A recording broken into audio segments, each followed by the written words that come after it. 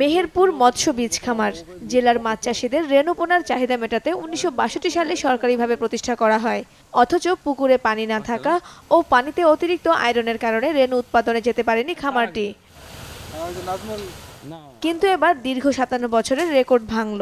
সম্প্রতি brood bank প্রকল্পের আওতায় পুকুরগুলো সংস্কার করে পানির ধারণ ক্ষমতা বাড়ানো হয়। পরে একটি আয়রন রিমুভাল প্লান্ট বসিয়ে রুই, মৃগেল ও কাতল মাছের ৫৬ কেজি রেণু উৎপাদন করা হয়। এখানে যদি ওয়াটার রিমুভার প্লান্টটা একটু বড় আকারে করা যায় এবং স্থায়ী ভিত্তিতে করা যায় এবং দক্ষ জনবল যদি এখানে ডেপুট করা যায়, তো মেহেরপুরবাসীর যে চাহিদা আর কি, মেহেরপুর এলাকার যে চাহিদা, সেই চাহিদার সিংহভাগই এই সরকারি মৎস্যবীজ উৎপাদন খামার থেকে পূরণ করা যাবে।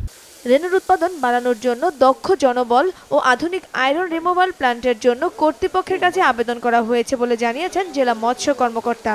এই ব্যাপারে আমরা উদ্যোক্তা কর্তৃপক্ষকে জানিয়েছি, আশা করি যে ব্যাপারে একটা পদক্ষেপ নিতে পারবে।